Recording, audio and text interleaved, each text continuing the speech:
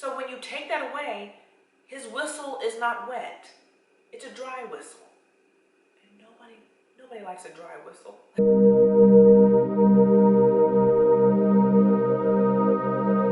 Hey guys, welcome back to my channel, State of Elevate. I'm Samantha, and in this video, we're going to be talking about the #1 way to turn off a provider. So if you have a provider man, or if you're looking to start dating provider men, you want to watch this video, because there's one thing that you may be doing that can potentially turn them off. So this topic actually was brought to me by one of y'all. So one of my subscribers asked me this question on a different video, and I told her that I would be responding. So here's your response, Lex. Okay, so first let me say, if you have a question, definitely leave questions for me, because I will respond and maybe do a possible video. So shout out to Lux, thank you for the question. And let's get into the actual question that she asked. She said, hey, I gave my boyfriend a Valentine's gift. It was a chain. I just wanted to appreciate him for always spoiling and taking care of me. Okay, interesting. I noticed he stopped spoiling me as usual. Really?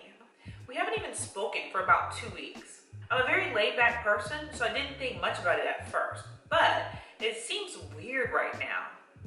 Do you have any advice for me? Girl, I almost dropped my laptop. Yes, honey, I have advice for you. So, this is what sparked this video, because as we can possibly see, right? Let's just do a quick poll. So why do you think he stopped communicating with Lux? Anyway.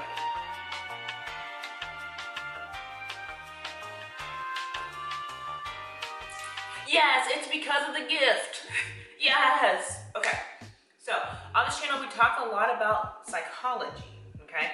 So we're not talking about social norms. We're not talking about like men like butterflies or men like G.I. Joe. We're not talking about social norms and social constructs. We're actually talking about research that's been done on people's brains, right? And how people function, how human beings function. So for men, and especially for provider men, they want to provide. This is why they're provider men. They want to do it. See, men have a little thing called the ego. So men have ego, right? When they're providers, they take joy and pleasure out of providing for you. This is why I feel like all women should date a provider man, is because you're not begging them to provide. You're not like twisting their wrist to provide. They want to provide. They want to treat you like a queen. They want you to be happy. They take joy and pride out of that. It's kind of like, I was able to buy her that car. I did that. Look what I did. Now she's gonna go and tell her family, her friends, what I did for her. He's able to boast. He's able to feel like the big dog, like the man. You know, he's Superman in your eyes. You're looking at him like, my man just bought me a diamond ring. You know, my man just bought me a house. My man did that. He wants that bravado. He wants that stigma. He wants all that comes with the fact that he's able to provide for his wife and his children, or his girlfriend, or whoever you are to him, right? This is what makes him happy. This is what wets his whistle. So when you take that away, his whistle is not wet. It's a dry whistle. And nobody likes a dry whistle. I don't even know, why do we say wet the whistle? Anyway, so you're drying out his whistle and he wants it wet. So literally, when you start giving him gifts, when you start giving a provider gifts, this is a turn off.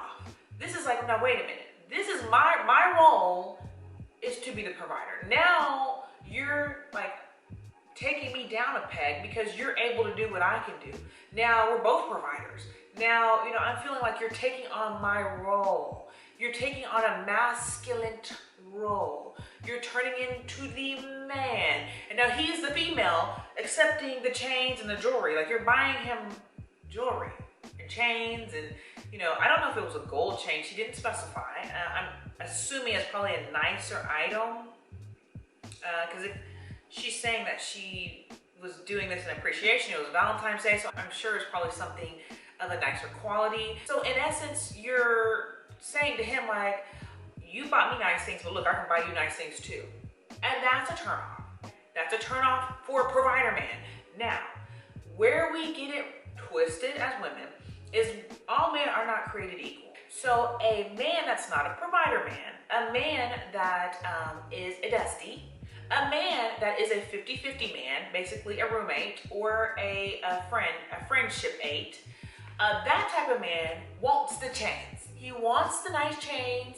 He wants the diamonds and the pearls, right? He wants to not have to work. So if you called him up one day and said, hey, I got a promotion, you don't have to work. He's like, hallelujah, praise the Lord, right? He does not want to have to put any effort or any work. He wants to rest in his femininity. So that type of man, you can buy all the chains, you can lavish him with all the gifts, you can buy him the furs and the diamonds, and he'll be perfectly happy.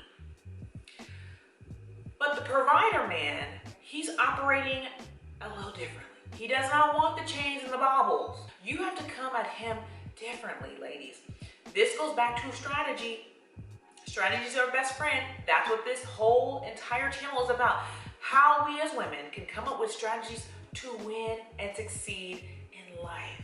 And when you add knowledge and strategy, that's when you win. You're unbeatable when you add these two. So the knowledge is, if we're dating hypergamous men, if we're dating provider type men with that type of mentality, we cannot treat them like we treat the dusties. Hopefully you're done with the dusties. You'll never want a dusty in your life ever again. You never want a man that wants to go 50-50 with you. Hopefully you're on to just be hypergamous, wealthy, provider type of men, okay? So our mindsets have to change with them. That does not turn them on by buying them a gift, okay? That's not gonna work for them. So there's something in the hippocampus of men, so it's in the back of the brain of men that are providers, right? That they want to provide, they get joy out of it. And it might be because they saw their mom being provided for, or they saw their mom not being provided for. That instilled something in them that says, I want to provide. This is what's gonna make me feel like a man. So when you rob that from them, then they feel less than. And this is just their mindset. It's not saying that they are less than. It's not saying, you know, it's good or bad or indifferent. I'm just saying this is what they start to think. This is their mindset. Now, let me preface it because people are gonna say, my man's an alpha man and he loves gifts. Okay, we're talking about the majority. So anytime I ever talk on this channel, it's about the majority of men.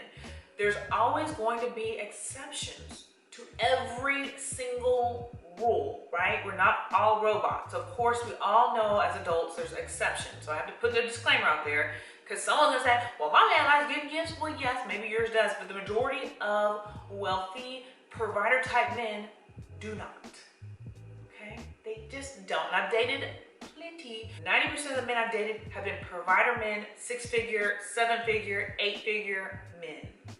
The majority of them don't want gifts. They can buy themselves any and everything in the world. Gifts is not their turn on for them, okay? It's just not. Now, I'm not saying don't buy them anything. So that's not what I'm saying. They do want things, they want effort, and they want things, but I'm just saying lavishing them with expensive gifts, that's not their turn on. But let's get into what you can do, because you have to do something. You can't sit there like a bump on the log and just say, I'm just gonna be cute and not buy you a gift. Of course, you have to do things for them. One, I would say, learn their love language. Remember, we're tackling this from a strategy standpoint. What is his love language? What does he like? Does he like quality time? Does he like acts of service? Does he like gifts? That's the first thing you wanna figure out. So once you find out his love language, the next thing is you wanna expound upon that. What you want to do with these type of men, especially like in this occasion, it was Valentine's Day. So of course you're going to do something for him, right? You're going to give him some type of gift in some form. What I would suggest is not giving the chains and the baubles and the furs and the diamonds and, you know, the pimp cups and whatever. Not doing that. What you want to do is you want to tackle it from more of an emotional standpoint. So you always want to hit on emotion.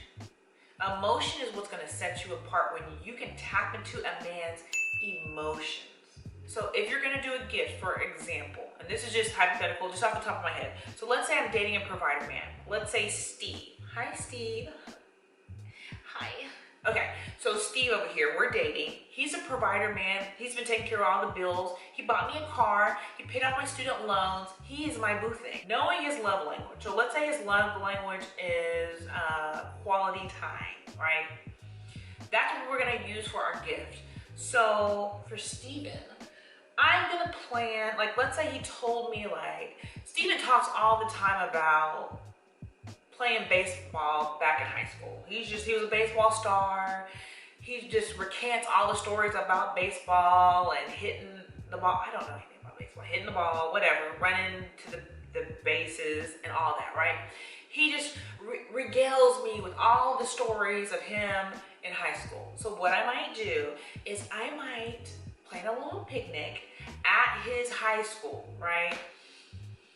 We're at the high school, we're at the Diamond Mound. I've got a little picnic, maybe his favorite little wine, crackers and cheeses and whatever, you know, desserts, whatnot. I just have a whole spread laid out for him. And we're at the Diamond Mound where he played baseball and, you know, he's got this whole nostalgic thing and we're spending time together. So you see how that's gonna be much more memorable, more special, more unique than just handing him a chain that he could have bought. Right? I put in effort. We've got quality time.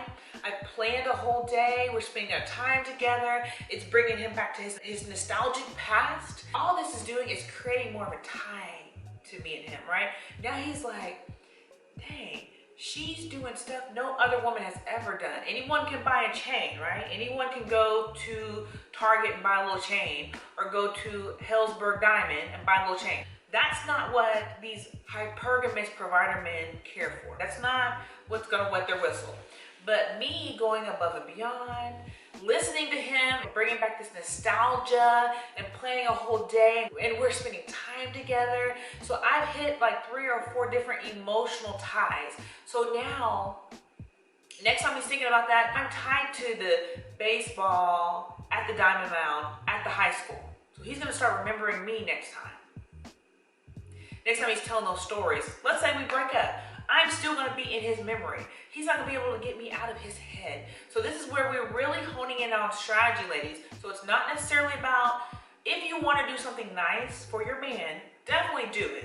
But do it and add some oomph to it. Not any dumb like little gift that he can buy himself, right? Think bigger, okay? Think bigger than that. Think, what can I do that's gonna evoke an emotion out of him? This is what's gonna take it to the next level. This is what's gonna take his appreciation for you because you've listened to him, you've cared enough about him, you've done things other women have not done for him before, you've gone above and beyond.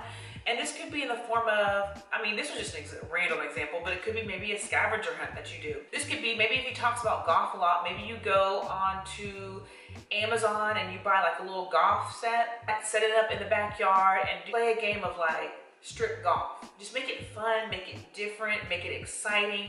This is what these type of men want. A lot of these men are leaders in their work and then they come home and they just want a stress-free, fun, enjoyable time, okay? So things don't really get it for these type of men. What gets it for them is having fun, relaxing, pulling out their kid side, being carefree, doing things that they really enjoy doing and incorporating some type of fun to it. So the golf strip game would be fun. If he likes to drink, like let's say he likes to drink whiskey, you might have a whiskey tasting. So you might blindfold him and have him taste different whiskeys and then, you know, incorporate some type of game or something with it. So those are just some ideas that you can do, but that would be my personal suggestion is instead of doing a gift, do something that you know he will like and enjoy and incorporate where you can evoke some type of emotion out of him. So when it comes to provider men, I'm big on setting you apart from any other girl. You want to do things that he's like, no one has ever done that. Like, wow, this is something special. She's something special. Okay, so that's what you're wanting to do with these type of men. So this is pretty much what we talk about in my Dating Multi-Men course, which is, link will be down below if you're interested, but we go into all of this and then we go into strategy, okay? Strategy. So if you're looking for a hypergamous man, a provider type, If you're dating one, then you definitely want to check out the course. Link will be down below. And I also have some freebies on my website as well, so check that out. But we definitely tap into all of this because you have to treat a provider man different than you would treat a stereotypical guy, like any old 50-50 guy or any old Rudy Poot. They're gonna get a different treatment than the provider man because the provider man's mindset is completely different. All right. Well, that's it for today. Hopefully you liked this video, and if you did, don't forget to hit that like button, subscribe, and until next time, I will see beautiful people later. Bye.